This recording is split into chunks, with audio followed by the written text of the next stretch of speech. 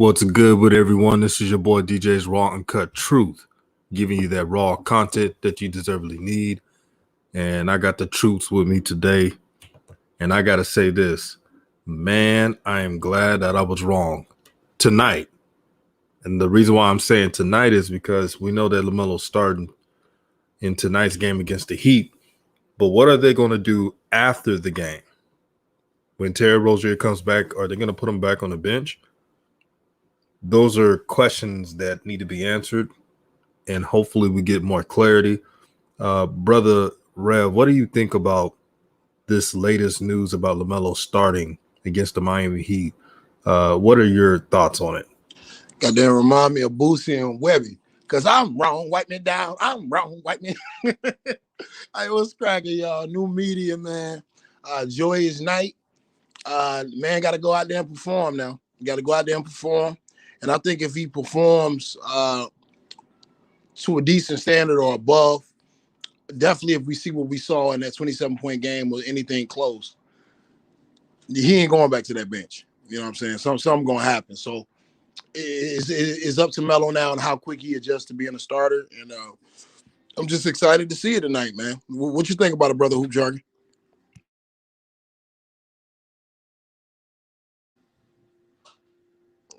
I can't hear. You're on mute, brother.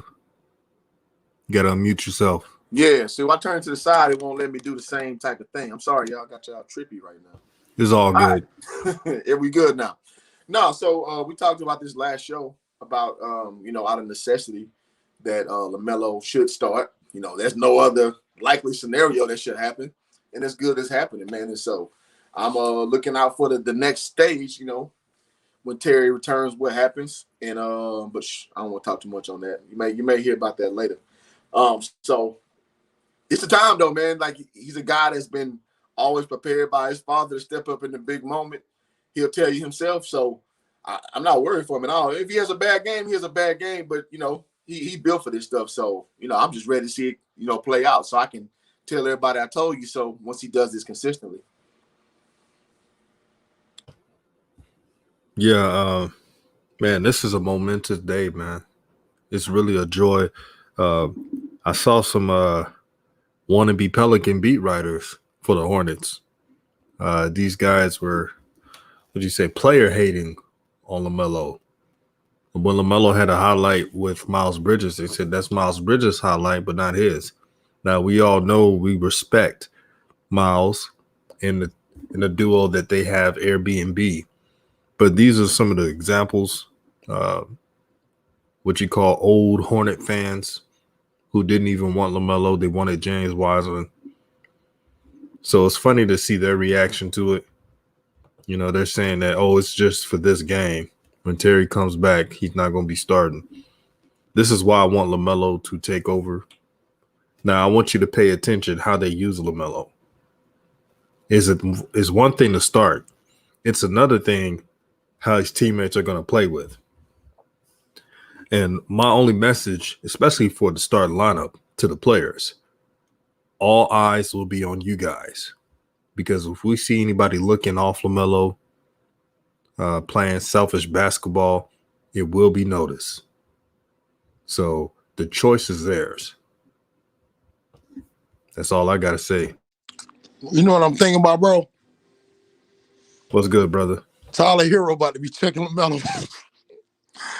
Tyler Hero about to be checking LaMelo ball, man. And Duncan Robinson, man. So I'm excited just to see the ISO ball that Melo's about to be able to experience. I know Spoelstra is a hell of a defensive coach. So they're going to have something drawn up for him. But in those isolation situations, I've watched the Miami Heat for a long time. They struggle so bad at ISO ball because of those two guys. Not just for Melo. Like it's really a guard night because Adebayo is a great rim protector when his mind is focused on it. So if they're able to get isolation buckets, transition buckets off the pick and roll, it should be a big night for the guards. As far as LaMelo's teammates looking them off, DJ, I really hope we're past that point. I'm hoping that we're past that point. I'm hoping that they've accepted what's happening. I saw Minnesota last night. Anthony Edwards went into the starting lineup. And I'm not gonna lie, I love the way Minnesota looked last night. It's one night, but I was very encouraged off what I saw. So I'm hoping that everyone does the right thing tonight. Look at the weaknesses of the Miami Heat's defense and know where you need to exploit and where you need to attack. Now on the other end, Tyler Hero don't really back down from nobody. So Melo gonna have to, clamp up as well. Because there's one thing about Tyler Hero, we know he doesn't lack for confidence. So, I mean, it's going to be an exciting matchup. I don't know if Tyler Hero is playing because I know his roommate got COVID, so I don't know if he's in COVID protocols. But it's just going to be an interesting matchup. I can't wait to see it. Yeah, I can't wait. Now, I want to answer this dude, Terrell Moses. He says, it is not momentous, LOL. Well, we have a young player like LaMelo Ball, who's the third overall pick, who hasn't started all season. And this is his first start. Believe it or not, it is history, especially for him. He is a popular player. That's just the reality. So, in fact, that is momentous. When you have the fans and the clout and the popularity, that just comes with the territory. Yeah, and it's momentous in the sense that, again, like you got a guy who's slated to probably win Rookie of the Year who has not started a game, and that's an unprecedented thing we've seen with basketball. So yeah, it is momentous, brother. Like, now, if he started from day one, I'm with you. Like, this is another game. I'm with Rev, man. I want to see the ISO opportunities. I mean, because it is what it is with Duncan Robinson and Tyler Hero. The lateral movement ain't there. And I mean, let's be frank, the team success ain't there. Like they're their worst team right Man, now. Stop it to the picture right that's now. something, ain't it? They're a worse team than Charlotte Hornets. Let's be frank about that. So shit, like, I mean, I'm expecting a dub, to be honest with you. Now, if you asked me this 3 weeks ago, a month ago, I'd be like, well, shit, just hope everybody go out there, play a good game. Like Rasheed Wallace say, you know what I'm saying? Everybody play hard. You know what I'm saying? I'll hit you with some generic shit like that. But to be honest, I don't expect a lot of drop off, you know what I'm saying, with LaMelo getting significant minutes and starting minutes, which meaning he can implement he can make his mark on a earlier frame of the game. And we're going to see if he has that ability to have his fingerprint on a whole game. Like I told you, the Peyton Manning effect. I want to see this right now. And so this is going to be dope. And that's why it's momentous, because you're seeing a different dynamic that we're used to seeing when LaMelo's coming in doing, what they call it, mercenary duty, coming off the bench and like maintain the lead or building the lead back up after a deficit. So it is, I get it, everybody ain't impressed in the same way, but that's why we're saying it on this panel. And I got to say this real quick, DJ. I see hoop jargon. I see his posture. He's in his bag tonight. You are in your bag tonight. Let's get the flowers out for hoop jargon, because he was talking about Woody Page a week ago and the week before, and some of the things that Woody Page said. This is why this is a momentous occasion, because like we can't be prisoners of the moment. It was a time where it was almost becoming consensus, especially on television, that LaMelo may not make it to the NBA. Steve, you know what I'm saying? Stephen A. Smith did a hit job on First Take about it. Colin Coward, Woody Page. So let's get our flowers out for our brother Hoop Jargon, who's been rocking with the Ball family for a long time. So I'm sorry, starting in the NBA is a big deal, man. For the Hoopers, y'all got to understand, man, it's hard to make it to the league. To start in the league, it's okay for supporters of the Ball family to be excited tonight. God damn it, if it's one start, it don't matter. You should be excited. So I want to give you your flowers once again, Hoop Jargon. And as always, DJ, I got to give you your flowers. I got to give AB his flowers. I got to give DKM his flowers and Ball Facts. This is a culminating event. I remember how happy I was when Lonzo started for the Lakers. I was ecstatic, man. He didn't have the greatest performance that night, but just the fact to see it all come to fruition is a beautiful thing. So I'm going to enjoy this night, man. Nobody going to steal my happiness. Right on, bro. Real right talk. on. No one can take that joy away. And shout out to Ant Learn for the $4.99 super chat supporting the channel, helping it grow. He says, I was going to the game tonight and witnessed young greatness in person, but I was tired after work, new media. Shout out to you, brother. Shout out to Rainley Sanchez, big supporter of the channel. She's like, what a LaMelo hater. Well, that comes with the territory. When you're great, the haters will show up. And also, I want to talk about the jump. Kendrick Perkins was the only one to speak up about the LaMelo situation. Everybody else in the panel were a bunch of shines and buffoons and sticking to the old media script. But we criticize Kendrick Perkins here and there, but we got to give the brother credit. He stood tall and he gave out the word of the LaMelo situation. It's ego all over the organization, players. You'll see tonight, if they don't pass to LaMelo to his spots, let him orchestrate the offense, you'll see what Kendrick Perkins is talking about. But shout out to him for just being a big dog in the media. The media is very dark, man. Y'all know how it is. You can't be real in the media platform, especially mainstream media. So for him to state truth is a lot of respect for me. And also, if I was there with Perk, I would give him all the stats. I would have been like, Perkins, give him these stats right here and tell them, do you know the Hornets are 7-2 when LaMelo plays plus 25 minutes and they're 2-9 when LaMelo plays below that? They would have went to commercial break. New media.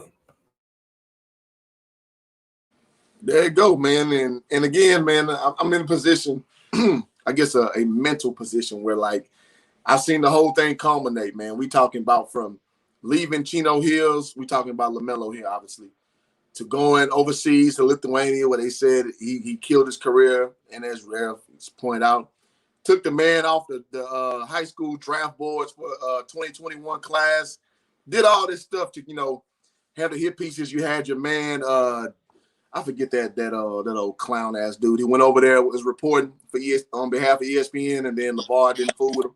What's that cat name? Is this? I can't remember that cat. I know you're talking about. Pencil neck, old nerd looking ass dude. DKM called him out last week. Colin Cowherd? No, not him. He went overseas actually to Lithuania. The reporter, the beat reporter. Oh, yeah. You're talking about Chipmunk Face. Face. What's his name? Man, it's escaping me. I'm gonna kill myself for not knowing this damn. My G rated got it in the comment section. He said Jeff Goodman. Yeah. Jeff Goodman. I was gonna say Jim Gray, but that's not right. Jeff Goodman. So you had clowns like Jeff Goodman acting like he was interested in promoting, then you start seeing his snake ways. LeVar peeped that out, chop his head off, whatever. Man went to the JBA. Oh, he ain't playing against nobody. The dude's trash. Went to Spire Academy. Oh, why he going back to high school? Rocky Watt's gonna be better than him anyway. Blah blah blah blah blah blah blah. Went over to Australia. Oh well, man, ain't no hoopers over there. When Aaron Brooks is on his team, Josh Bloom's on his team, two former NBA players, but he ain't playing with or against nobody. All right. So all this shit culminates to him being where he is right now, and that's why we saying what we saying, man. I'm sorry, I know the whole timeline. If you look at my YouTube page, I chronicled his very first game he played for Vytas, which is team back in Lithuania. I covered this back when, I didn't even take YouTube serious like that. And Rev got a chance to rewatch my video. So everything I'm saying right now is what I said 3 years ago. You feel me? So, yeah, it's an occasion where we gonna talk our shit a little bit, because this is the point where we saw potential in years ago. You know what I mean? I can't speak for Rev. Me and Rev got cool over the last few months, but I know me and DJ been rocking almost a year. So, I mean, it is what it is, man. So we're not trying to hear that shit, man. I'm sorry. Sorry, not sorry. But as far as Perkins now, Kendrick Perkins, a fellow Texas hooper like myself. He about the same age as me. I love Perk, man. This time last year, as a matter of fact, I met Perk going to Houston. He's from Beaumont, so I went to the Super Bowl party. Met him at the airport. Perk a cool dude. Perk is solid dude. But Perk be all over the place sometimes. And he actually said something negative about LaMelo. Hey, you know what I'm saying? He said something negative, and I give Perk his credit. He ate it, and he started moving forward would stop spitting bullshit. And that's what you want out of old media. You want them to realize their mistakes and move forward. So I can't criticize them no more. I ain't got nothing to say. Now, Woody Page, I'm on your ass. So just let you know it's going to happen. So I got to get that out there as we move forward. And as we wait on the game to start, man, I want to piggyback on something the Hoop Jargon always says about respecting the grind of D1 athletes, professional athletes, overseas athletes, and NBA athletes. Man, I see a lot of people all the time, and this is a bit off subject, but they rag on Kendrick Perkins and his numbers, and they talk bad about him like he was just this bum ass dude. Perk was never drafted to necessarily be the second coming of Akeem Olajuwon. He was drafted by Doc Rivers into a defensive system to be a defensive stopper. And when he was on the Celtics championship team, he was a defensive anchor. So all of the, and I don't want to call anybody names, but all of the people that really don't pay attention to the game, don't act like Kendrick Perkins was not a key cog to the Boston Celtics defense back when the NBA was still about defense. I always see people talking bad about Perk. Perk was never an offensive weapon. He was an anchor defensively. So don't disrespect the man because you don't agree with his point and try to act like he was just this bum ass player. He did his job. Everybody is not out there to put up 30 a game. You know what I'm saying? And Hoop Jargon is right. Perk is Perk, man. You know, he a Texas boy. I rock with him heavy. And he has said some things that have been crazy, but I think a lot of that is entertainment value. You know what I mean? I don't even know when to take Perk serious sometimes. But with that being said, I think the brother does it in good spirits. I think he does it with a good heart. And he said the truth today. I want to bring up a greater point. For the people, because DJ brought this up on Twitter, for the people that are still speaking of the development argument about if he stays in the starting lineup, like DJ said today, why is it not possible for him to do both, which is start and develop? Like, why does it have to be one or the other? Is Anthony Edwards not going to be developing now because he's a starter? I really wanted to bring that up because I saw DJ post that on Twitter. DJ, what did you mean about that, brother? Hey, before DJ go, can I say something real quick about Perk? Absolutely. Ahead, real quick. Dog, I don't think y'all understand. Kendrick Perkins was that dude in high school. Like, he was that, like, they called him Baby Shaq. Kendrick Perkins played in all these national tournaments. Like, he was damn near unguardable. So, y'all got to understand where Perk's, his ego comes from, because he a big-ass, strong-ass dude. And I'll put it like this. I'm 6'7", 240. Kendrick Perkins is 6'10", 3+. He make me look like a little-ass dude. So y'all got to understand how these dudes view themselves based on their life and not just one little part that you remember, man. So I want to impart that to kind of forward that, give Kendrick Perkins his credit situation. Yeah, shout out to Perk from Beaumont, Texas. Beaumont representing. Hey, that man from Beaumont. Yeah. Hey, Beaumont country as hell. Gee, I've been through Beaumont before. Hey, before I go on, I remember when I was very little, I think I was like 10, 11 years old, I was watching FS1 Southwest, and it was Kendrick Perkins versus Chris Bosh's Lincoln team. I'm talking about, man, that was Texas basketball back then was so unstoppable. People don't realize how much talent came out of there in that era. But I wanted to make TJ a point. Ford from Texas, DJ?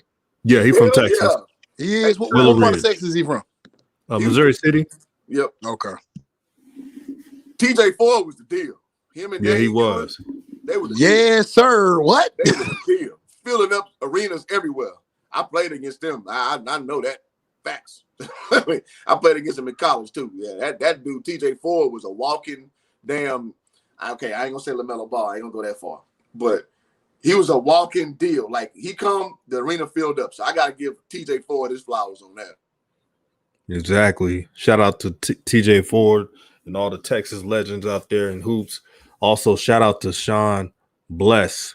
And he blessed this channel with the 549 super chat to help grow new media. He says new media representing. Also, we got a new media member. Mike Larry has become a member of the new media brand. So join the movement. That means you're official, my brother. So Mike Lowry. Mike Lowry. Yeah, that's my Lowry. But to go back to Rev's question, but I made that statement that why can't LaMelo do both? I wanted to put that message out there for the media hacks and some shallow fans that thinks the process is the only way. Direction is the only way. So LaMelo starting can help him out and how to deal with situations. Yes, he will make rookie mistakes. And I'm sure he's going to make a play where you look at him and say, I can't believe you made that play. But as he keeps progressing and playing in games and starting, he'll learn how to lead a team. The reason why I haven't ragged on Anthony Edwards is because even though the Timberwolves are losing, I see promise in Anthony Edwards because he's having the repetition of being a starter. That's what it's all about. It's not about what the status quo is. It's about getting your young guys ready for the next step. And that's for LaMelo to one day become a star.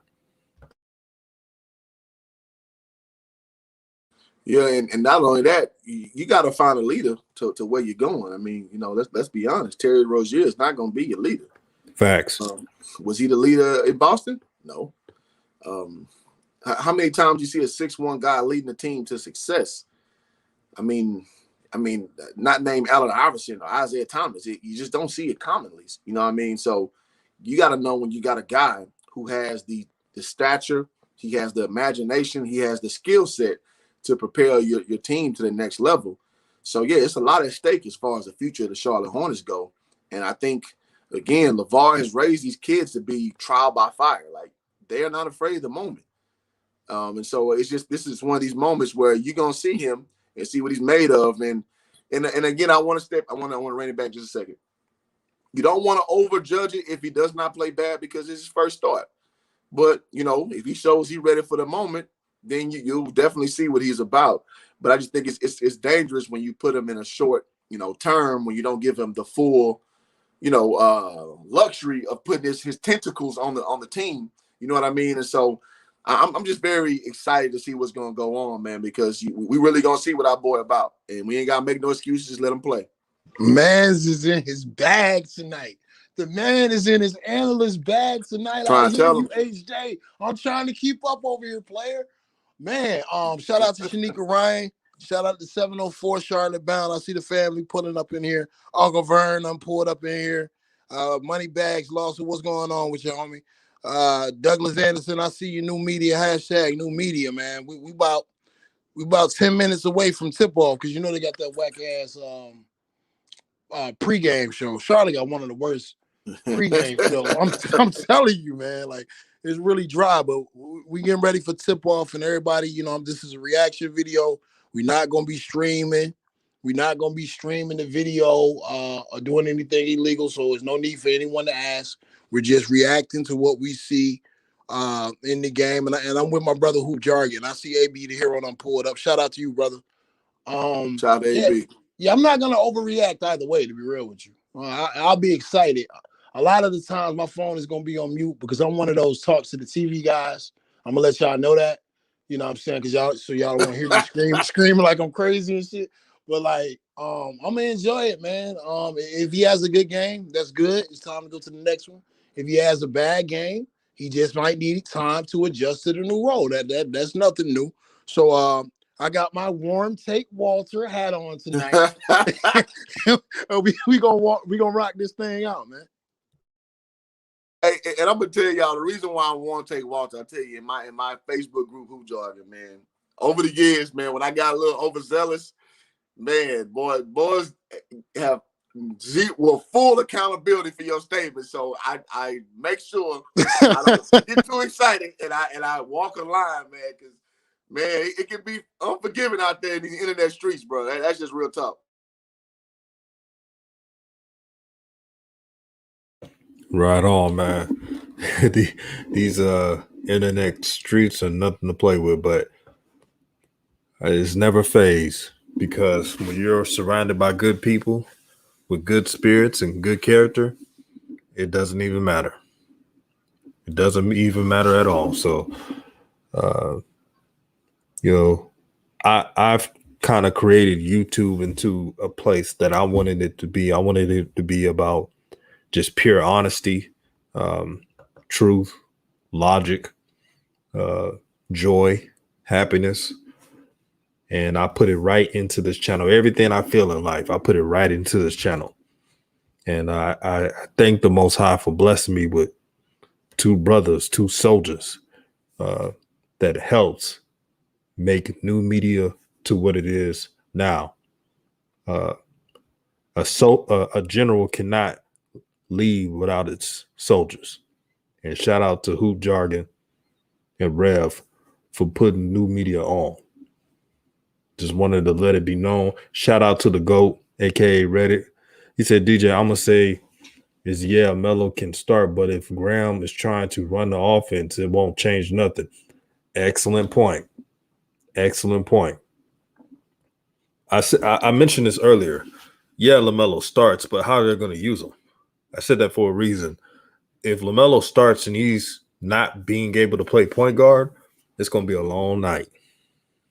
But if they can incorporate both players, because let's be honest, Devontae Graham has to get his touches too. He's a starter. So facts. That's up to the coach to do it. And shout out to Uncle Vern supporting the channel as always. We'll see how good this coach is. Now, James Borrego, he has the chance to remain as the head coach of the Charlotte Hornets, but the choice is his. Will he listen to his personnel? We'll see.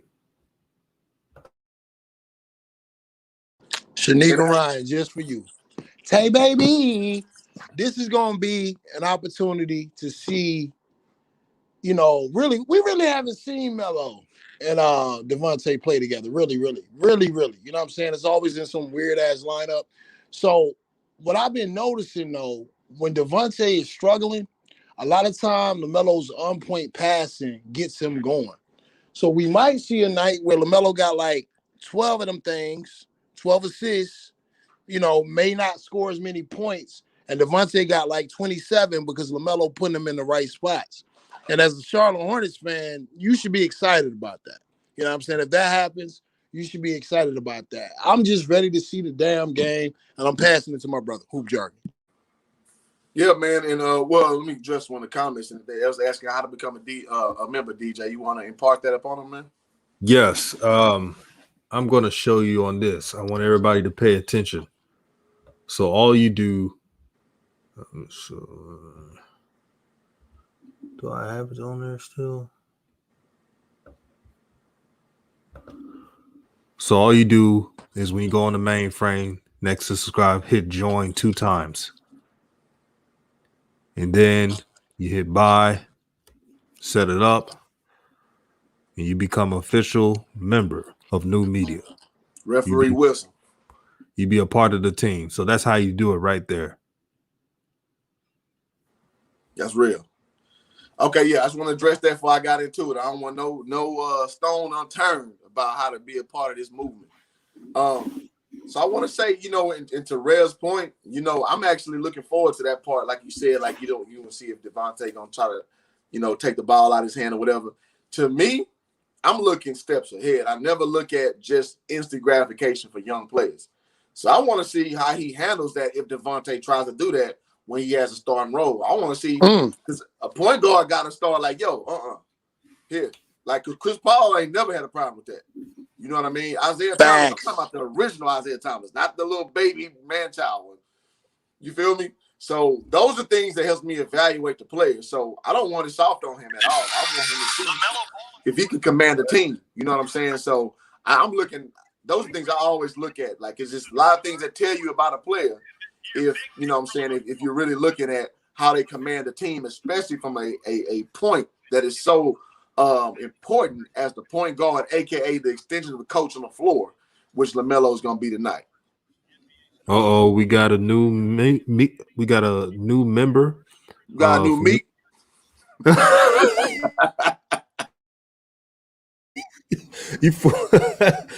New media twice. So we got a new member, Elijah Shaw, joining the program, man. Thank you, brother. Man, we got 10 so far. So who else is going to join the movement of new media?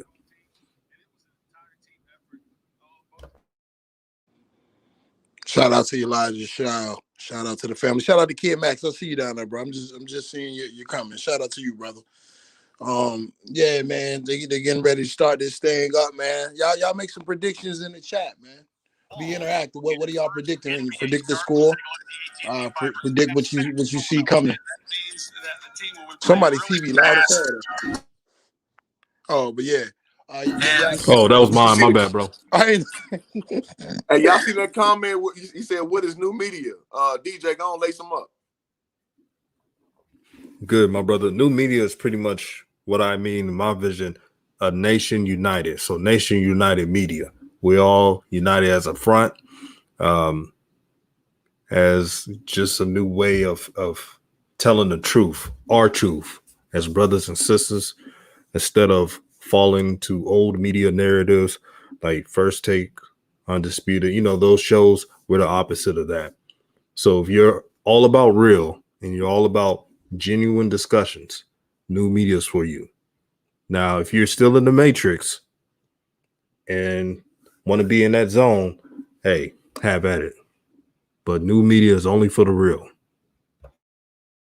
Yep, and we ain't looking on nobody cheat sheets. We ain't sitting here saying what somebody else done said to keep it rolling. We all about our own opinions, the way we perceive it. And we may not always have it all the way exactly the same, but we not, again, looking on the next man paper and making dumbass statements like LaMelo Ball ain't going to get drafted. Making dumbass statements like LaMelo Ball is no longer a five-star candidate when you open your two eyes and look at it and see, even though guys like Jeff Goodman, just because he fell out of favor with LeVar, start reporting that bullshit and other people start following him, we're going to look for ourselves. We're going to give you our opinion based on what we see, and that's just what it is. Hey, Jay, let me ask you a question, bro. I got two questions for you. Go ahead. Do you follow college basketball? This year, a little vague, but normally, yeah. All right, my first question is Coach K done, and what the hell is going on with Duke? And then my next question is, what do you think about Malik Monk? As far as Coach K is concerned, this year is like it's not gonna be a good barometer, like all the way around about college. You know what I mean? Because and I say this because my old coach Byron Rim, he coaches at IUPUI. Y'all know that school up north. Yeah. So it's and I can reference because I listen to his stories about what they got going, and it's a very atypical year. One of my good friends, Talvin Hesse, he coaches at Louisiana State. My other homie, Uric Malagy, coaches at Texas Tech.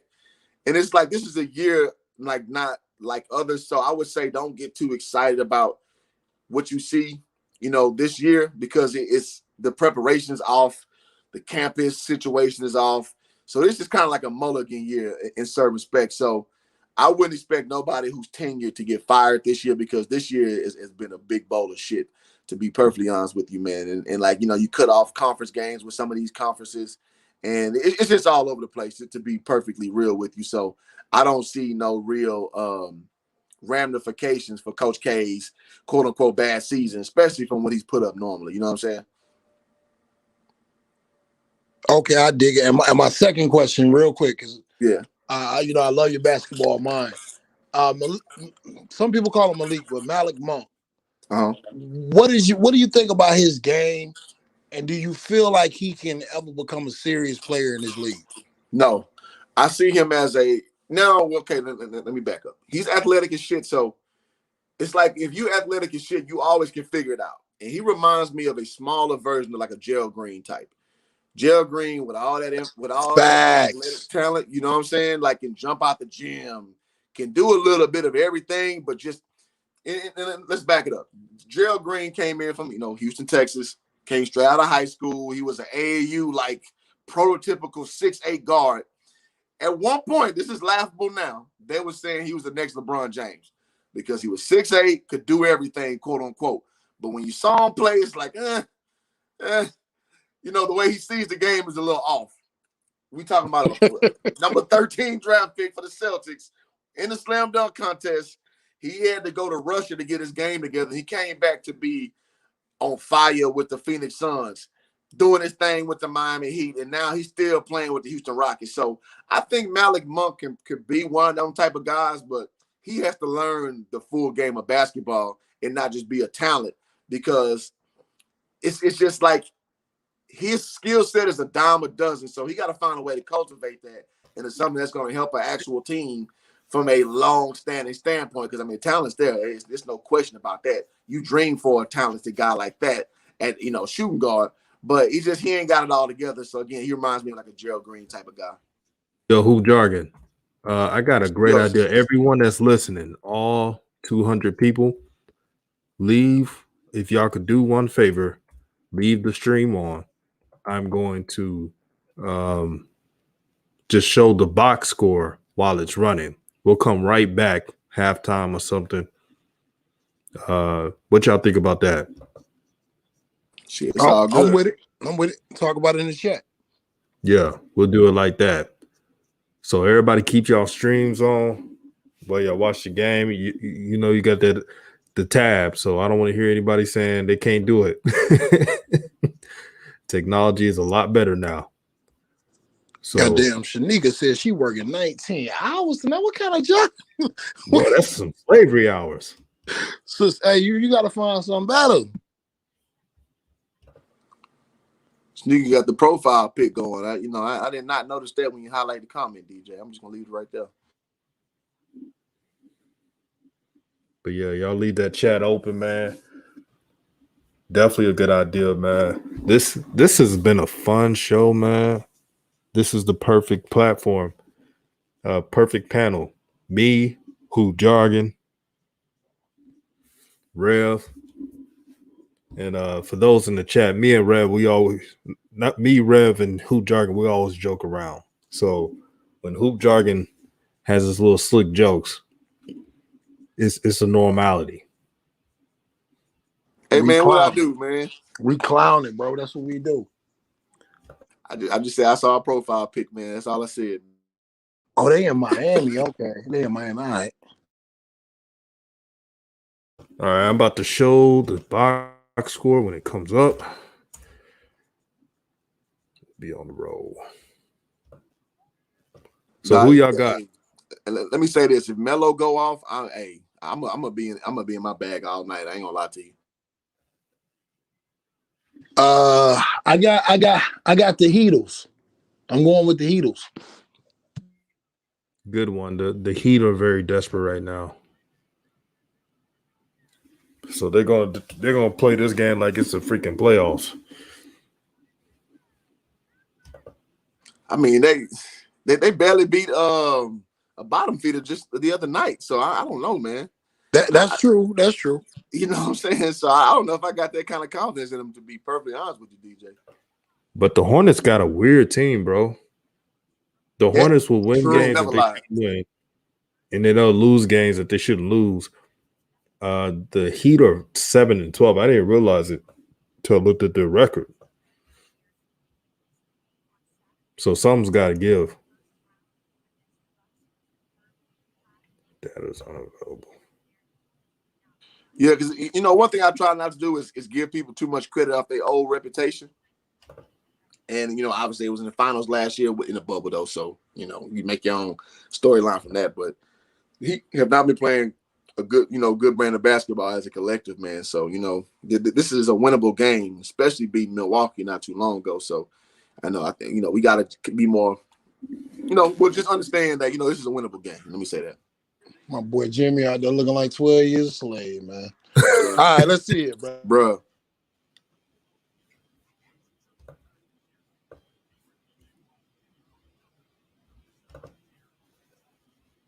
My man said he got 1,000 billions on the Heat. Big money. Oh, hell no. Big money. They already doubling Melo.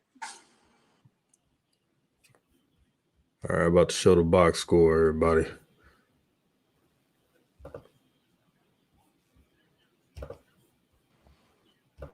I'm late to the party, man. Where are they showing the game at? It's on League Pass. Okay, I'm going to have to go to alternative means.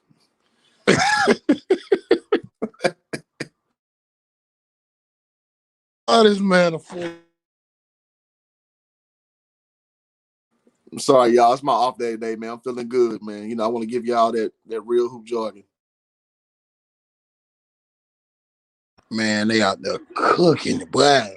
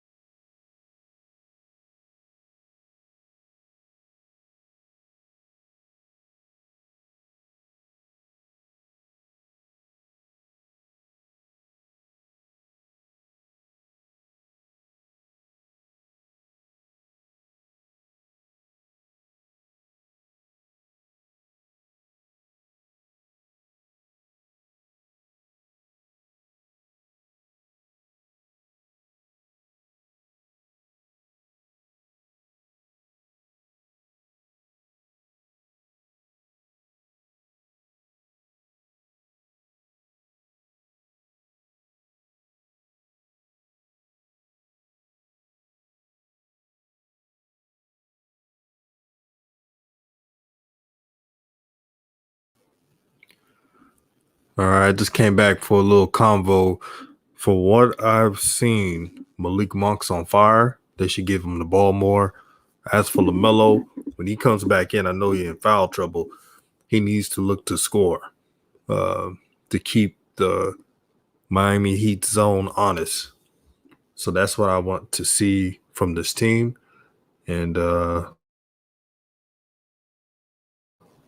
I'll be back for more opinions, and especially in halftime. Me and the gang will be back to give our just our point of the game, what's happening, what the team's doing. Uh, so far, LaMelo, and I predicted this, LaMelo is not involved in the plays, as you can see, and that's very glaring. And I warn people, LaMelo can start, but is he really starting? That is the question. So I'll be back at halftime.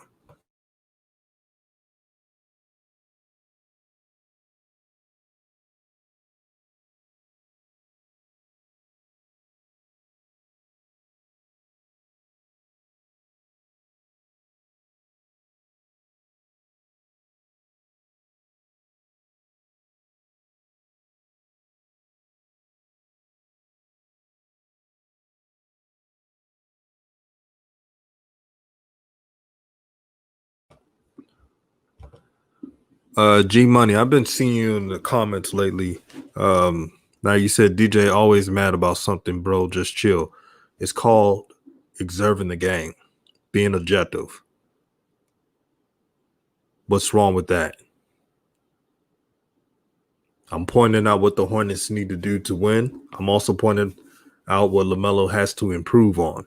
That's not me being mad. That's just me being fair.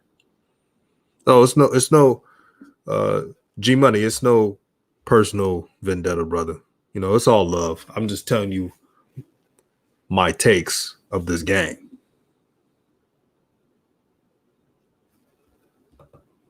It's all good, man.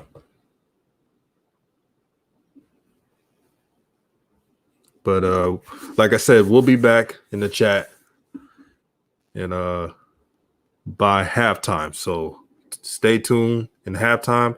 Keep the live stream going. Use the tabs. Make sure you share this content. New media. Y'all know what it is.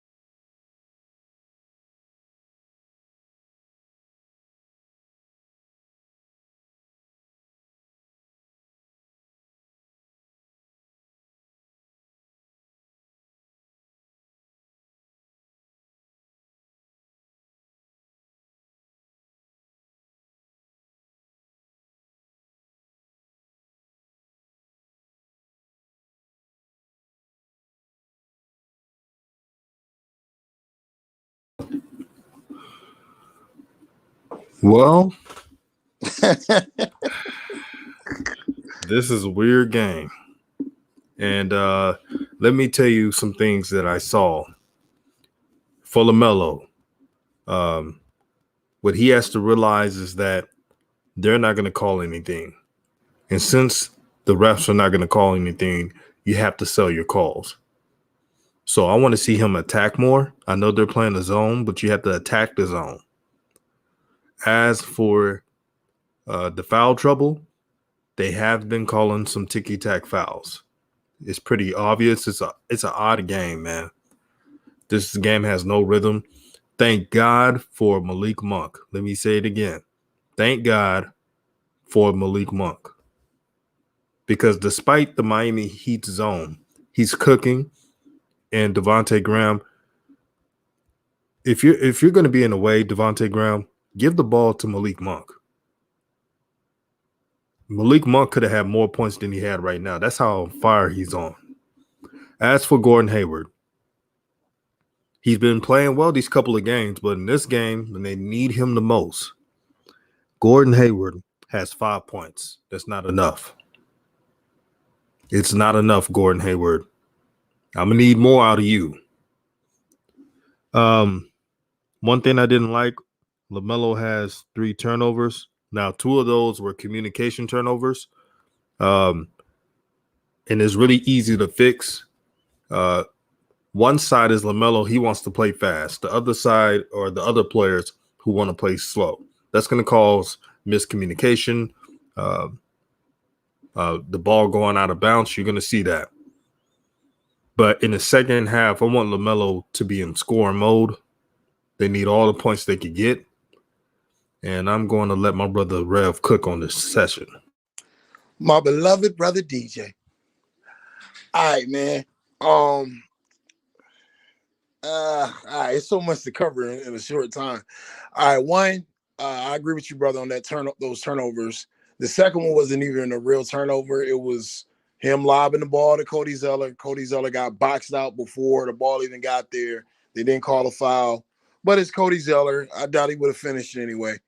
It's going to be hard for anybody to get into the paint and score tonight because it's obvious. Once again, I keep saying James Borrego is a shitty coach. He's not a good coach because the Miami Heat, they scouted the Charlotte Hornets. So what they're doing is running a zone, and as soon as someone drives to the rack, everyone collapses. The reason why Malik Monk has so many points is because he's shooting wide open threes. Because Miami is not playing Charlotte for the 3. They're playing them to stop Melo from driving and kicking. Now, once again, I don't know how Rev from a couch knows this, but the coaches for the Charlotte Hornets didn't know this before the game started. First play of the game, they trapped LaMelo. They didn't trap Gordon Hayward. They didn't trap Devontae Graham. They didn't trap P.J. Washington. They trapped LaMelo. They're trying to stop the drive and kick. So with that being said, Melo's going to get going. He's going to have to keep shooting threes. You can't worry about the percentages. Try to get hot from 3. Make them come out of that zone. Then you can start driving to the rack. How the hell I know this and James Borrego doesn't know this, I don't know. Why you're allowing your rookie to be hounded by Avery Bradley at the top of the key and you're not sending a pick, I don't know. You know, in his first start, that might be smart to do. But it's a miracle that Miami is only up 2, and I agree, bro. If it wasn't for Malik Monk, this thing would be ugly. Yeah, shout out to Malik Monk, man. He is uncautious right now. They got to give him the ball ASAP on picks, on everything. Give Malik Monk the damn ball. As for LaMelo Ball and the coach, when you have Avery Bradley on you, that's a great defender, you're going to have to make some plays for LaMelo. You got to call some pick and roll action. You have to do something. You can't just have LaMelo just freestyle and not expect nothing. And you're right. LaMelo has to take a lot of threes and mix it up, attacking the basket. Facts. On that zone, you got to mix it up. So I wanted him to go 99 miles per 100 miles per hour. But control, of course. DJ, can I ask you this real quick? Yes, brother. Do you notice with certain styles with Gordon Hayward, he struggles against certain styles? Have you noticed that? I noticed that. Yeah, And you know what? Oh, go ahead, brother. You know what's crazy? We have given Gordon Hayward his props when he plays well, but in these type of games, when they need him the most, it's just he's not there. And it's got to be more than just Malik Monk.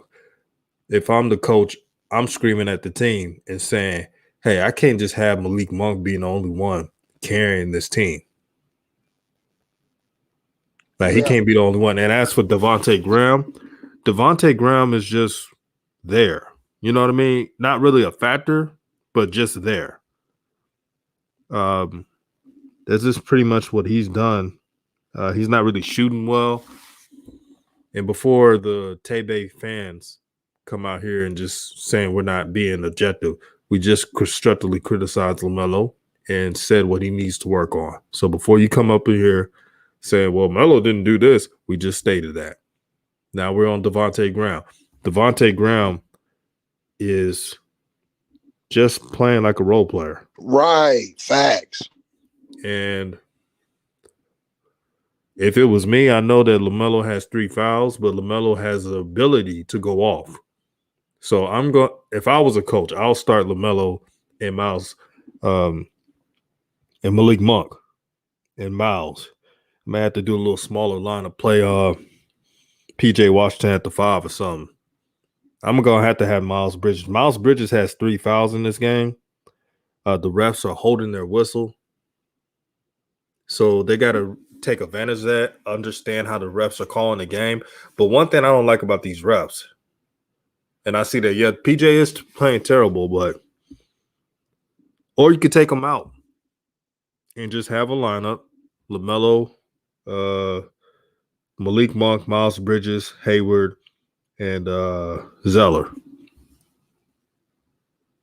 Yeah, I'm good with that. If you're playing to win, that's what I would do. Because PJ's struggling. Devontae Graham is just not giving anything at all. And LaMelo, we know he could get on once his guys are on the court. Like, I want to see the players that fit with LaMelo's game. So let Monk cook. If you let Monk cook, they could win this game. Rainley Sanchez says, hey, DJ, how's the merch coming? I'll be deciding tomorrow how I'm going to do this. If anyone's in the comment section, if you have ideas of designs, inbox me on either Instagram or Twitter.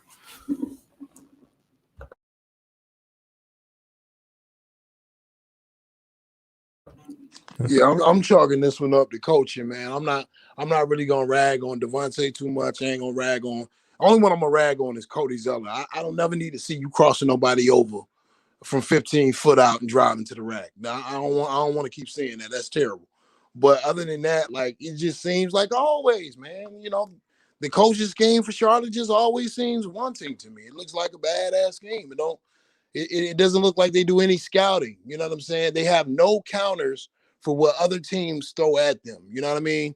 And I'm not taking nothing away from Malik Monk, but if you're shooting wide open threes because they're collapsing in the zone, that's what's supposed to happen. That's the only way they're going to get back in the game. The 3 is going to open up the lanes. You got to make them come out of that collapse. All they're doing is pressuring at the top. They're pressuring the point guard.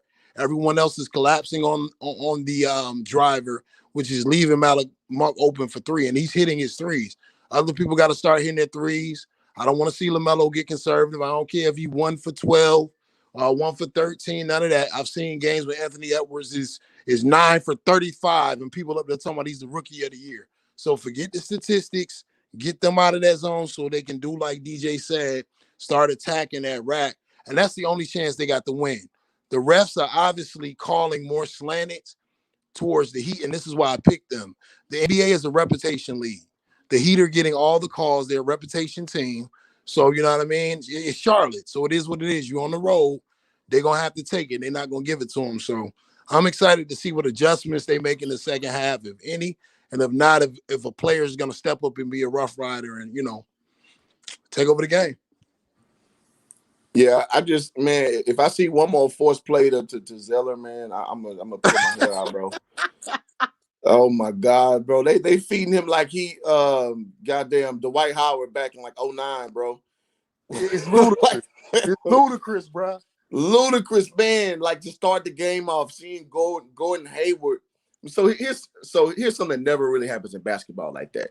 When a player back posts a player, basically meaning the defender's in front of him and you're in the post, you put your forearm in front and you put your hand to the back. So basically, they got to throw a looping pass over top for you to finish. So you give that pass to athletic bigs. Oh my God, Gordon Hayward threw this pass, and LaMelo forced him so many passes. I'm like, yo, man. Correct me if I'm wrong. Is that the slowest big man in the league, not named Jokic, which Jokic is a lot more talented. You feel me? Like, Hey, Jay, you saying something that's powerful. I wanted to say that. Thank you for saying it, brother. LaMelo, and this is why you start the guy earlier. He got to learn the personnel, and this is why I was trying to prepare people for him possibly struggling. I played point guard, bro. You got to know who you can throw that pass to. A lot of Melo's turnovers are not normal turnovers. It's you're throwing it to the mummy. You know what I'm saying? The mummy's not going to catch that pass. So I see what you're saying, Hoop Jar. Keep cooking, bro. yeah, man. And so that to me, I mean, and now granted, they're doing this when the clock ticks down a little bit. But listen, man, Tyler Zeller ain't the big that's gonna finish that play for you. So whatever they worked on this week, they just scrapped that shit out their goddamn playbook, man. Because I mean, look how many. Now I'm not trying to shit on Tyler Zeller. I mean, Cody Zeller. He has a lot of ability around the rim, but you got to put them in short spaces. He getting way too many looks now. It's because of lack of bigs. But man, that offense looking hella sloppy when it breaks down and when you try to go inside because there's nothing to go inside to. So, like you saying, weak side Malik Monk is doing his thing. Move the freaking ball around, man. I don't understand this go to the inside thing with Zeller because it ain't goodness gracious, man. It looks it's a goddamn eyesore to look at, man. So that's my takeaway from the first half so far, man. And so I mean, you can say let Malik Monk cook, but he's cooking like you say, Rev. He's cooking by virtue of not getting attention. And he looks like goddamn Andre Iguodala when he won the goddamn Facts. you feel me? When He's he so won the wild, goddamn bro. DJ, HJ, both of y'all, bro. I've seen it before, but they only usually do it with teams with like a LeBron James. Yes, sir. The Heat is just straight up disrespecting the Charlotte Hornets' ability to shoot threes. Yeah. So they're gonna have to hit some threes tonight. That's what it is. No, he looked like OJ Iguodala when he won Finals MVP, man, in 2015, bro. That's exactly what that shit look like right now, which is cool. Take advantage of your opportunities, but it's like, come on, man. Let's get some continuity going, man. And I want to look for some more cohesion going forward. So we'll see what JB cooks up for the second half. Facts, bro. Let me end by saying this. You as a team, they can't do the same things twice and expect it to work. Doesn't work that way. They got to switch some things up. As for LaMelo, it would help to get him involved, but we'll see what happens. We'll be back to put our final cap on this game when it's over. Remember to keep the tabs open, leave the stream on, click the other tab to watch the game or how y'all do it, and we'll be back. So, yes, sir.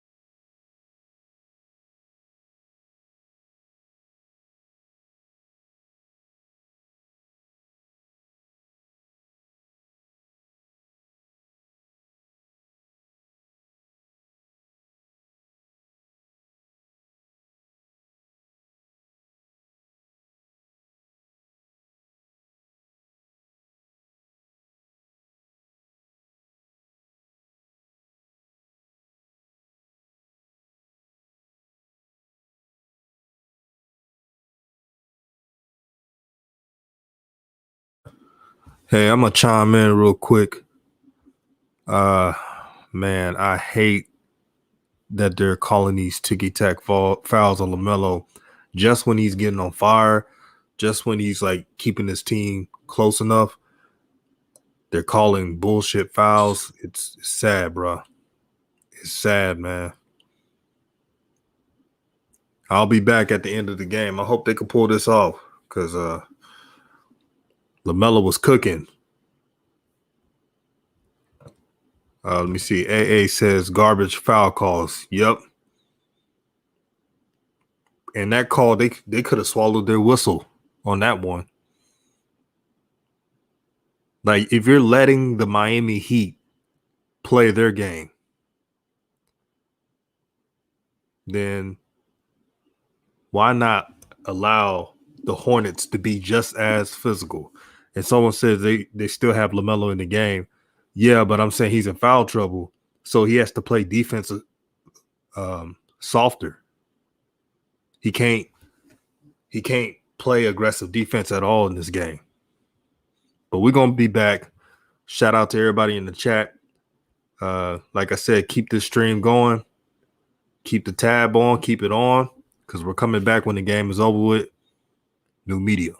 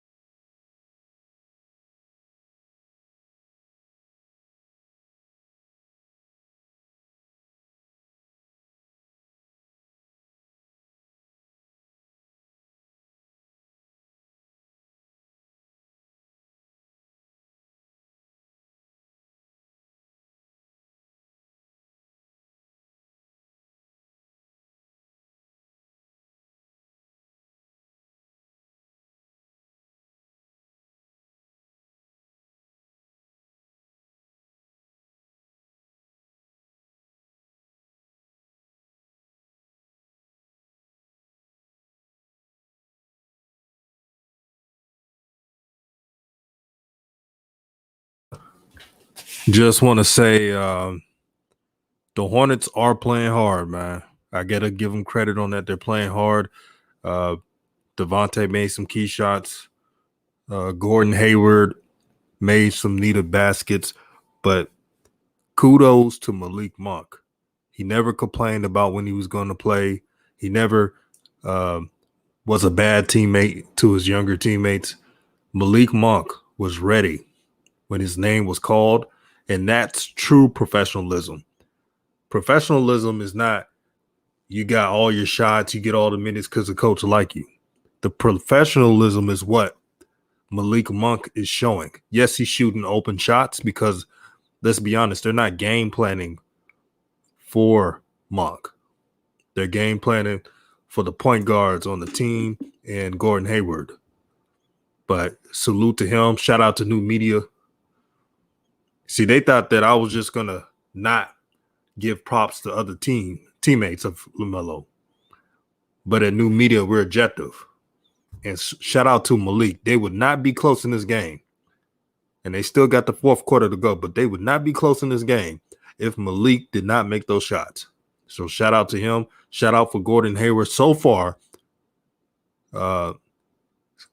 Heating up. Now, this got to continue for one more quarter, and we'll be back. New Media. Shout out to everybody.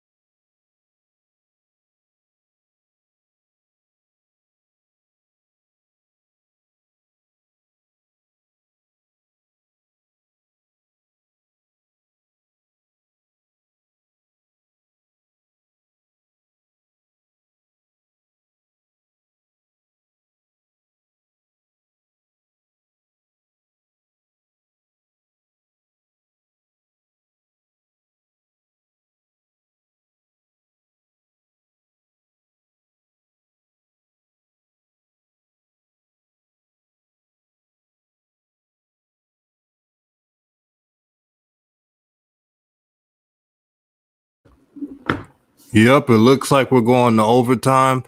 Coach Borrego, you got one job to do. Give the ball to Malik Monk. Let him cook. Let him score as much points as he must. Give him the ball. Let everybody get out the way and take it home. As for LaMelo Ball, credit to him for mental resolve. It's tough being a young player having foul trouble, but it's good for him to stay engaged. And that's how you become a professional in the league. Not when things are going your way, but when things are not going your way.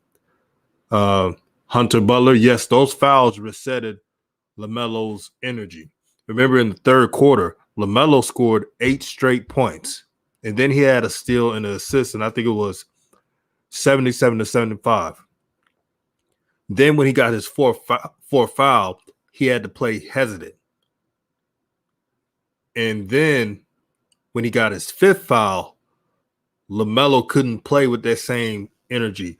And Mr. Jones just said fouls don't reset in overtime. Yeah, that's crazy. I don't like that rule at all. Man, if it wasn't for Malik Monk, this game would have been a blowout. Like the Heat would have blown this team out. Shout out to Graham, though. Graham did make some key shots.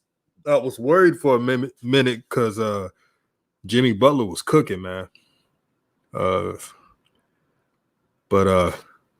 let's see what happens. And we're definitely going to come back when the game's over for the cookout.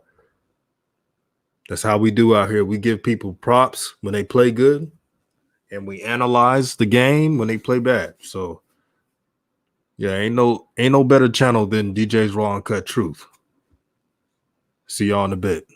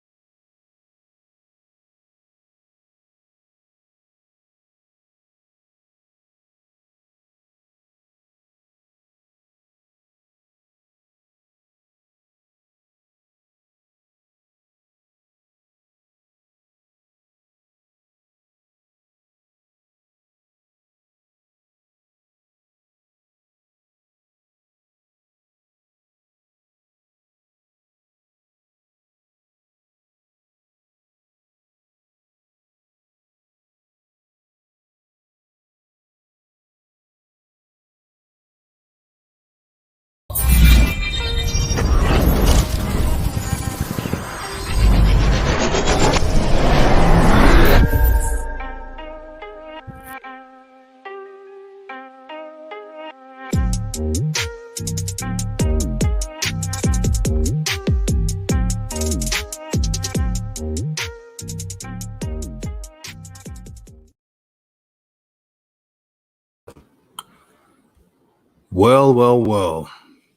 Just got back from the longest commercial break in history of DJ's Raw and Cut Truth.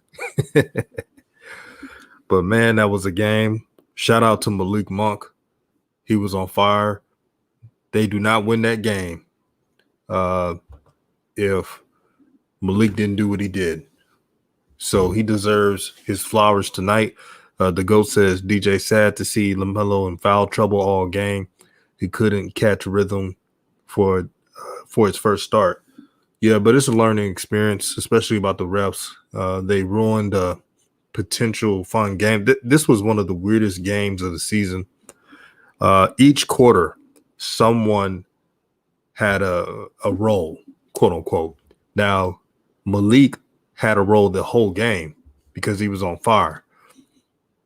But there was some quarters where Gordon Hayward stepped up in the third quarter. Before LaMelo was in foul trouble, those 2 threes were big. And then Devontae Graham in the late fourth quarter, as well as in overtime, made big shots. So what does this prove? No matter what happens, the analytics prove true again. LaMelo Ball and Miles Bridges played a lot of minutes. What did I say? No matter what, if they play a lot of minutes, the Hornets are above 500. Now the Hornets are 8-2 when both of them play a lot of minutes. And it takes luck too. But that's why analytics is important. Malik Monk, he did what he's supposed to do. You got the Heat not trying to game plan for you, not guarding you. What do? You take the open three and you make it. When Miami Heat looks at this film, they're going to be very disappointed because they went with their game plan, take the ball away from the impact guards. And that means LaMelo Ball, since he has the creativity. And shout out to one of the biggest Charlotte fans, no matter if it's Panthers, Hornets, 704 Bound Charlotte, who's a member of New Media. He says numbers don't lie, DJ. Exactly. Stick to the analytics. Mr. Jones says Tyrese Halliburton played 32 minutes, a triple single, 5, 8, and 6 Lonzo type game. Halliburton not on LaMelo's level. I like Halliburton, but anybody with common sense knows that LaMelo has the most potential. But I'm going to pass this to Rev because I know Rev is about to cook. And brother, what do you think about this game? Tay baby, I gotta give it up to Devontae Graham. Some big clutch shots at the end of the game. Him and Malik Monk were phenomenal in overtime. The best thing I saw from Melo in overtime was his poise for a rookie. It was great to see him finally in situational basketball. He wasn't overly aggressive. He wasn't extra passive. He played his role. That's good to see. Anthony Edwards just shot a horrible-ass air ball. My bad, I'm still watching basketball. But with that being said, really, they don't come back without Melo hitting those 2 threes in the third quarter. Melo started that run. Let's just be real. Before he went to the bench, if he doesn't hit those threes and somebody else hit a 3, and me and DJ and Hoop Jargon just told y'all that the only way they're going to get back in this game if they start hitting the 3. The 3 was there all night long. Because Miami was playing that collapse zone. It's a wonderful team win for Charlotte. The fans of the Charlotte Hornets should be excited tonight. New media should be excited tonight. But I'm not going to lie, going forward, I have questions with what the hell they about to do with this lineup because this didn't clarify anything tonight.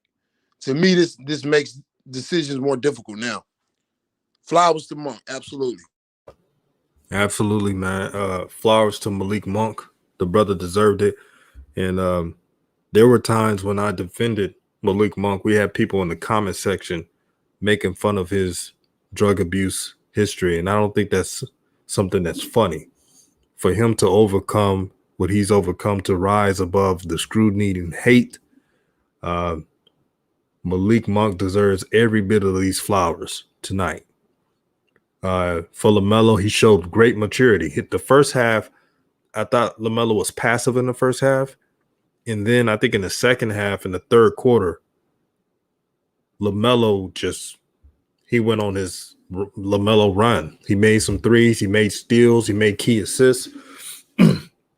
This is what worried me. When LaMelo picked up his fourth foul, and to all my hoopers out there, y'all know what it is. When you pick up your fourth foul, you start playing different. You don't want to pick an offensive foul when you drive to the basket. You don't want to use your hands. There was a point where LaMelo couldn't use his hands. He tried to guard without using his hands because he caught fouls. To the refs at that game, I didn't like how inconsistent they were. If you're going to let the Miami Heat be physical, you might as well let the Hornets be physical. I'm all about your style of calls, but if one side is not the same, I don't respect that. But this was the ultimate team win.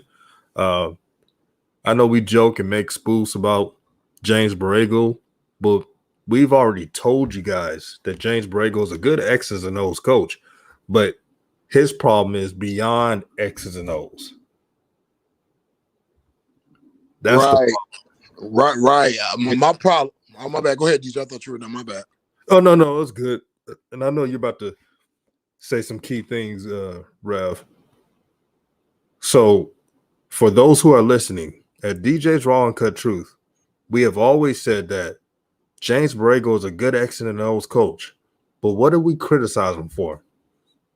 Player personnel. Now, I'm giving him credit for game planning. He made adjustments on that defense that was impactful.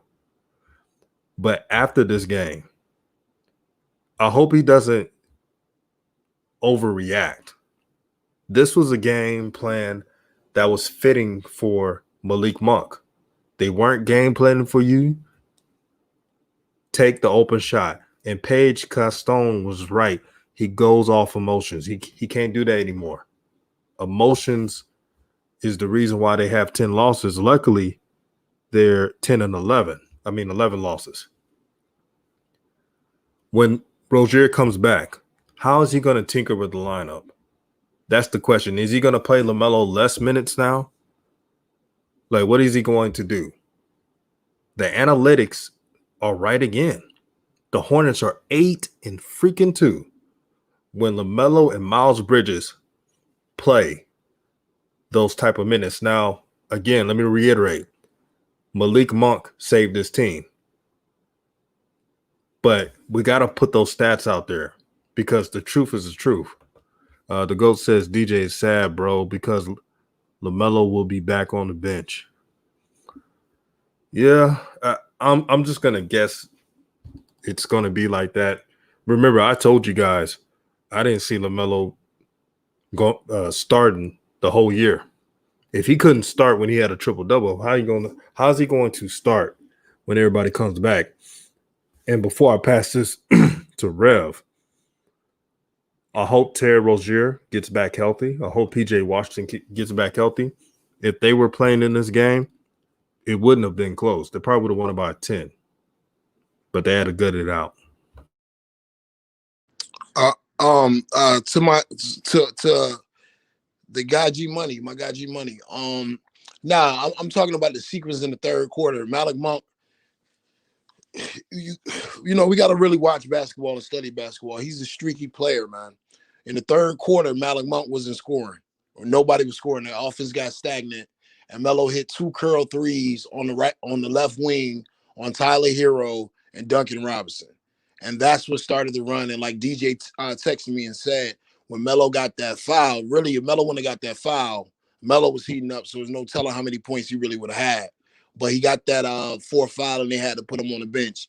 That is the run that changed the game. I'm not saying Malik Monk wasn't balling, But there was a point where the Heat were beginning to stretch their lead in the third quarter. It went from 4, and I think it went up to 6. And Melo hit like 2 back-to-back threes. So that's what I'm talking about. Like hoop jargon always says, a game of momentum, a game of runs. The problem is, like DJ is alluding to, and what my guy to go is saying, this rotation is gonna be iffy. The way Malik Monk is playing, even Terry isn't safe. And if they fall in love with that, then it is what it is. Me personally, I would like to see Malik Monk in a Lou Williams type of role. I don't see any reason why you should put him in the starting lineup. And I don't see a reason why Melo should go back to the bench, like DJ said.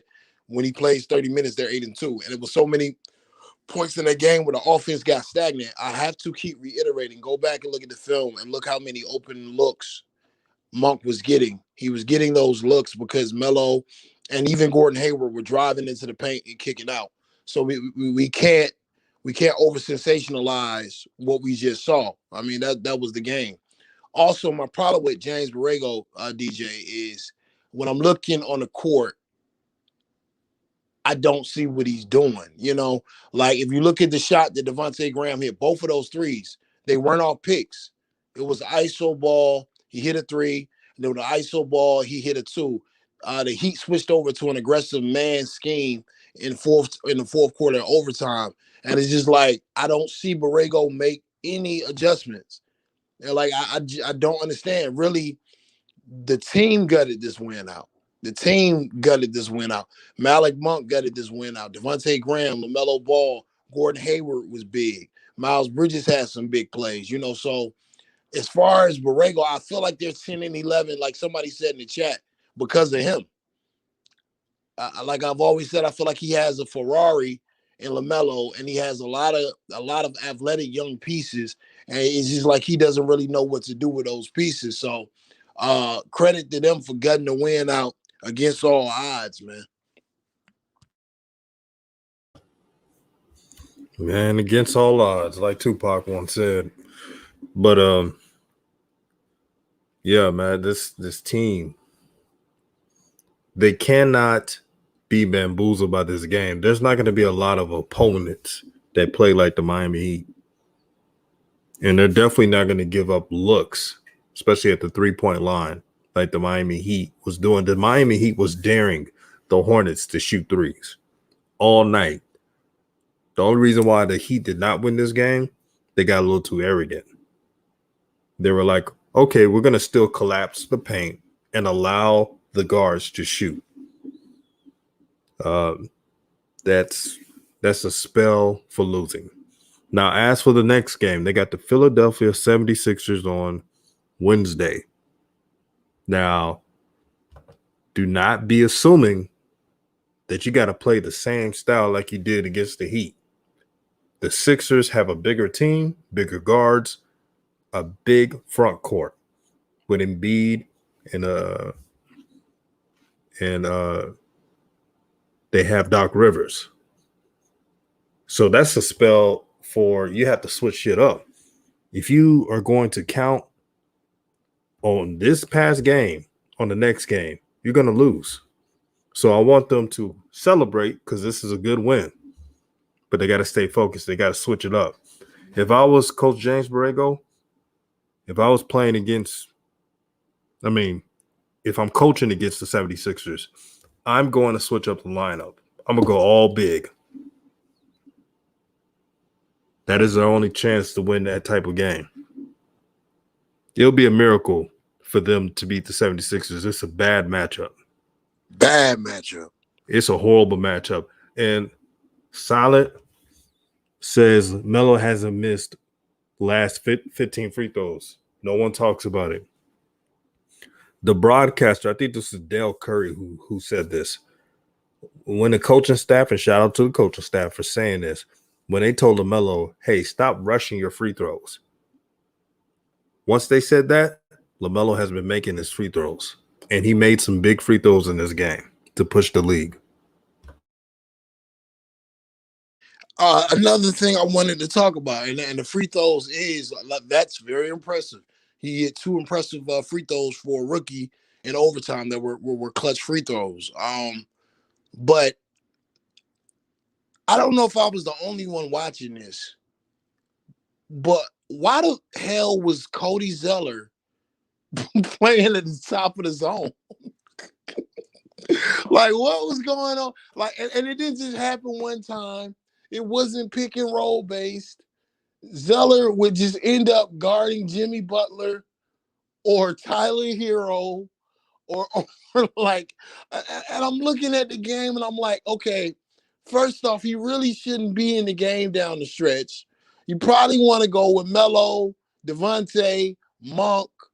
You're gonna have to just man it up. Small ball. Miles Bridges at the 5. He played the 5 last year at times. And Gordon Hayward. Like it was just a matchup nightmare. And I kept hearing him say, for the defensive purposes, they're taking LaMelo out of the game. And I'm like, y'all got Jimmy Butler going to the rack on Cody Zeller. That's your defensive scheme? So man, cobwebs. Watching this team, man. Like sometimes I struggle to understand what's going on. I just think they just have a magical piece on their team that makes everything different. The Miami Heat's game plan is different for them. Like the Philadelphia 76ers, they're going to game plan for LaMelo. DJ, you already know. They're going to game plan for LaMelo. First play of the game, Miami Heat was doubling Melo. So I'm interested to see the last time that they played the Sixers, like you said, played big in the paint.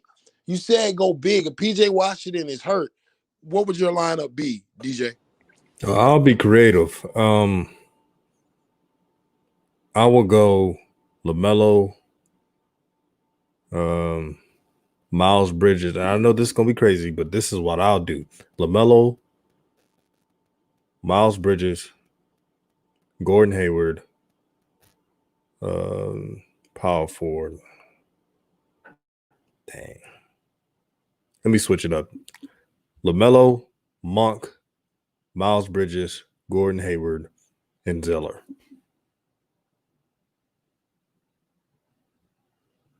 Yeah, now that's interesting. That's interesting. You're gonna have to switch it up somehow.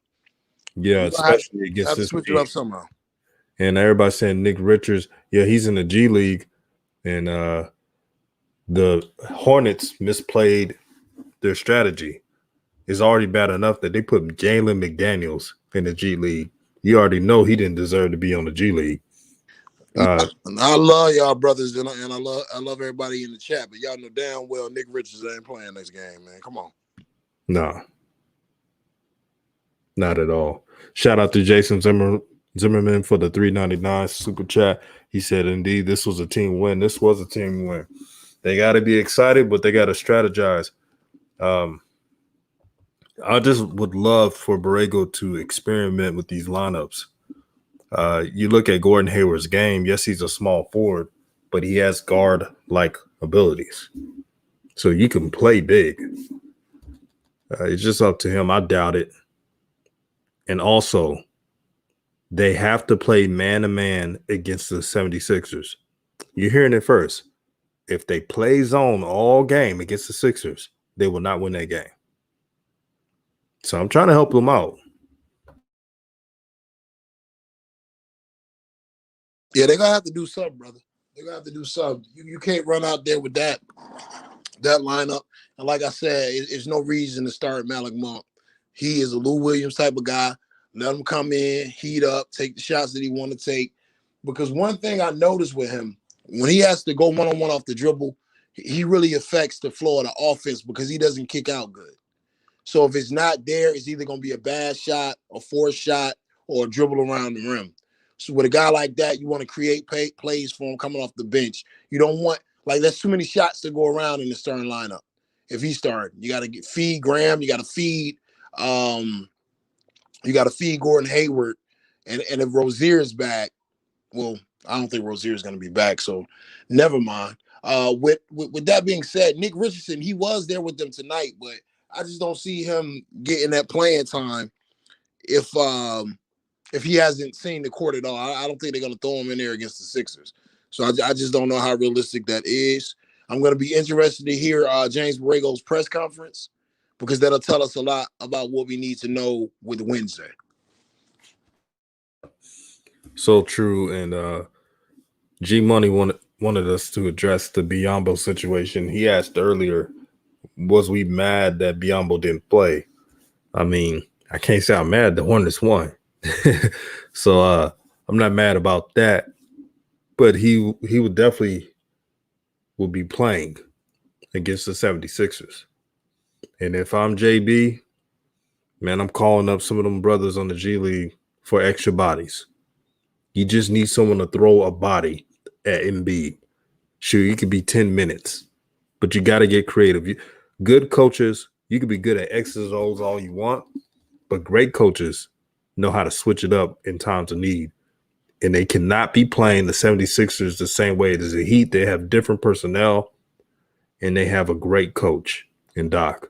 Doc's looking at this, and he's saying, man, we're going to win this again.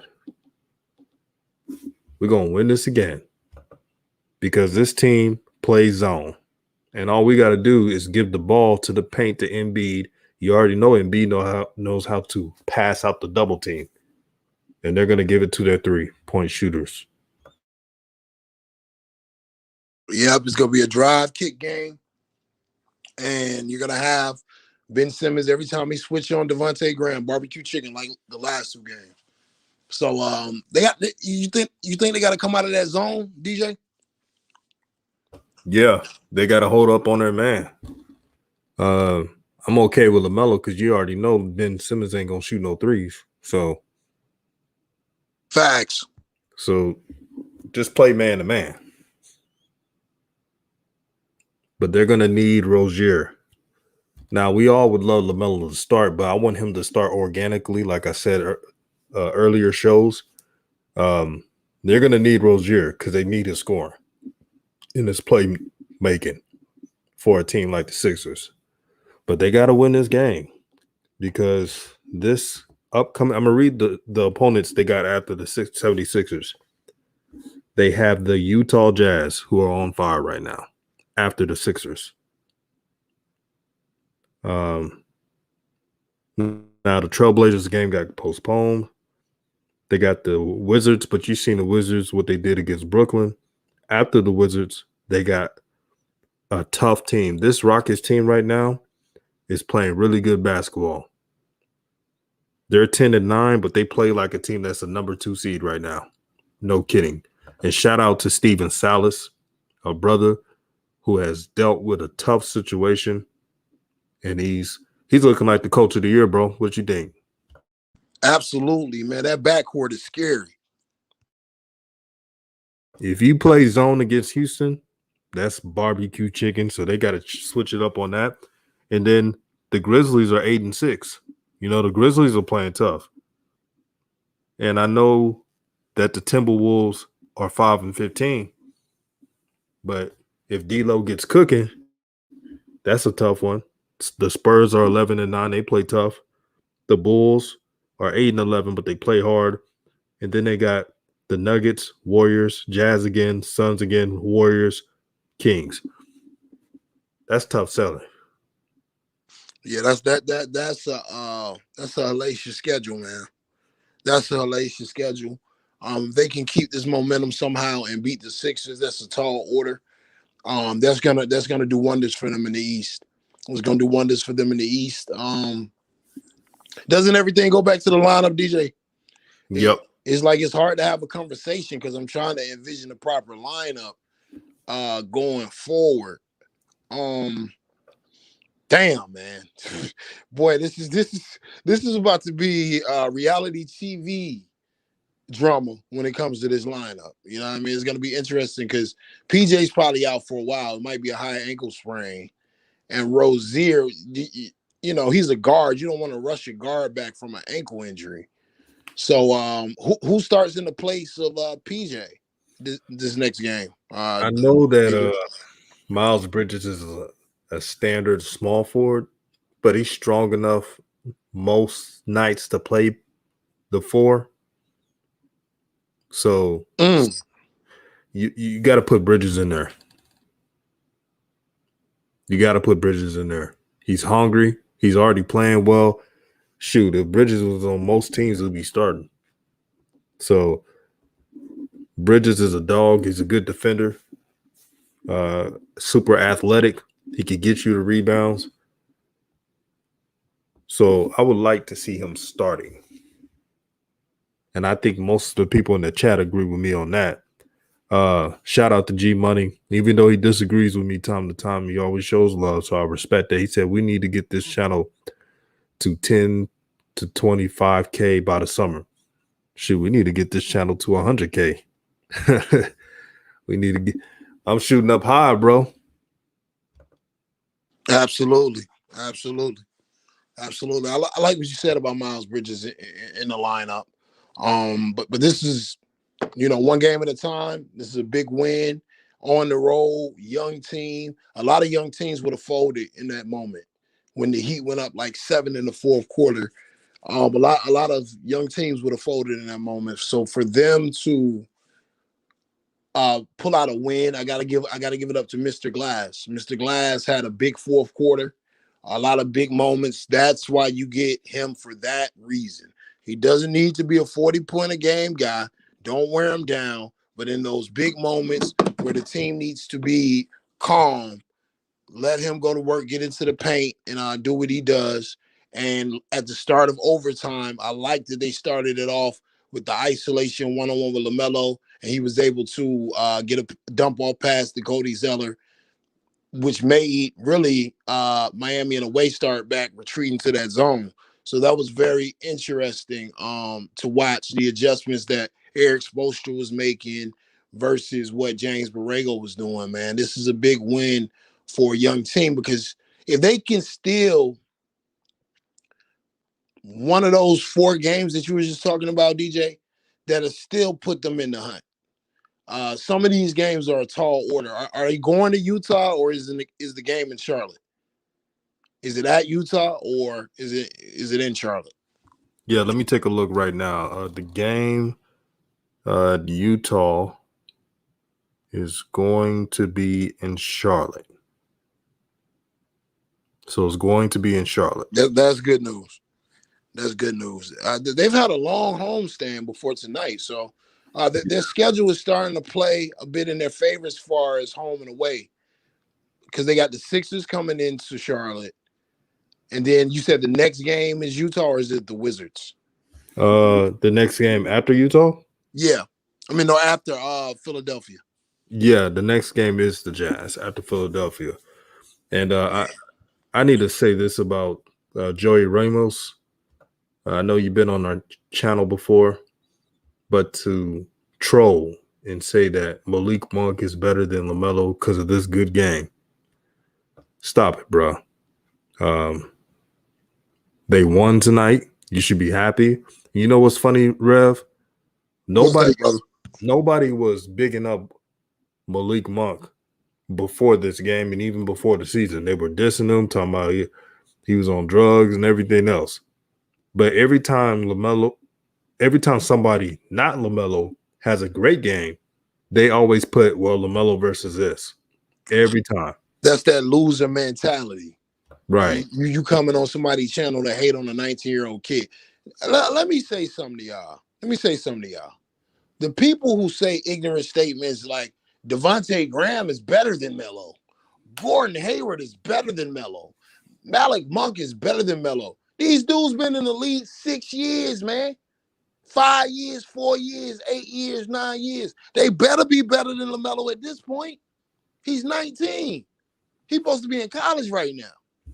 So, y'all say that as a diss, but really for you to even have to say that shows how lame your argument is. He's 21 games into his rookie season, and you're having to tell yourself, Malik Monk is better than Melo. Come on, man. Get a life, man.